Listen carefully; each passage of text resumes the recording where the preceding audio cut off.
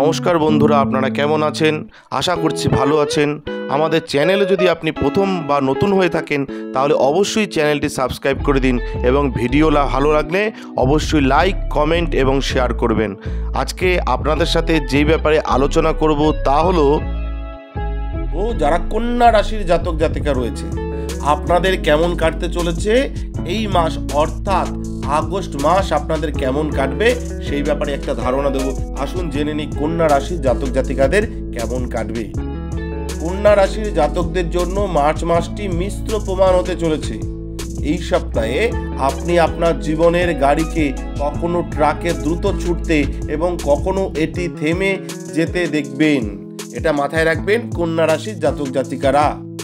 কন্যা রাশির লোকদের মার্চের প্রথম সপ্তাহে যে সুযোগটি আসে তা হারানো এড়াতে হবে, অন্যথায় তাদের আবার এটি পেতে দীর্ঘ সময় অপেক্ষা করতে হবে। অর্থাৎ মার্চের প্রথমে যে সুযোগ আসবে সেটাই কিন্তু গ্রহণ করতে হবে।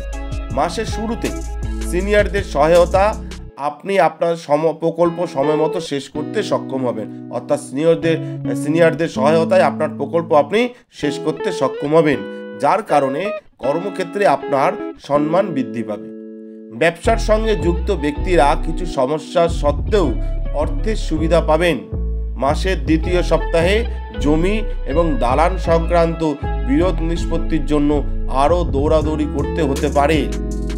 কর্মজীবী নারীদের জন্য এই সময়টা কিছুটা কঠিন হতে চলেছে। মাথায় রাখবেন, যারা কর্মজীবী নারী রয়েছেন তাদের জন্য এই সময়টা কিছুটা কঠিন হতে পারে। তারা তাদের বাড়ি এবং কর্মক্ষেত্রে সামঞ্জস্য করতে কিছু অসুবিধার সম্মুখীন হতে পারে। মাসের মাঝামাঝি আপনার ব্যক্তিগত সম্পর্কের দিক থেকে কিছুটা কম অনুকূল হতে চলেছে। এই সময়ে পরিবারের কোনো সদস্যের সঙ্গে বিবাদ হতে পারে, এটা মাথায় রাখতে হবে যারা কন্যা রাশির জাতক জাতিকা রয়েছে। প্রেমের ক্ষেত্রে ভুল বোঝাবুঝি আপনার মানসিক কষ্টের কারণ হতে পারে। পারিবারিক জীবনে অহেতুক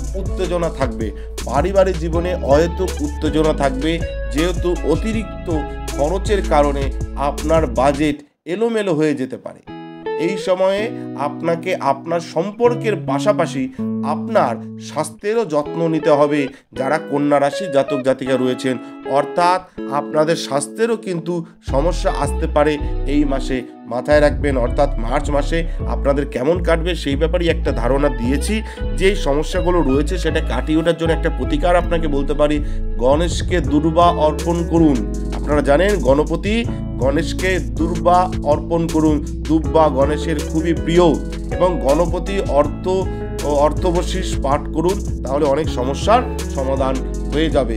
এবং যারা ভিডিও দেখছেন আপনাদের ব্যক্তিগত যদি কোনো সমস্যা থেকে থাকে তাহলে আমাদের স্ক্রিনে দেওয়া নাম্বারে যোগাযোগ করতে পারেন।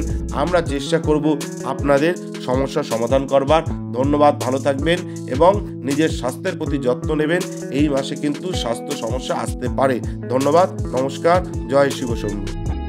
আমাদের ভিডিও আপনাদের কেমন লাগছে? যদি ভালো লাগে তাহলে অবশ্যই লাইক, কমেন্ট, শেয়ার করুন এবং চ্যানেলটি কিন্তু অবশ্যই সাবস্ক্রাইব করুন। ধন্যবাদ, ভালো থাকবেন, সুস্থ থাকবেন। জয় শিব শম্ভু। হর হর মহাদেব। ওম নমঃ শিবায়।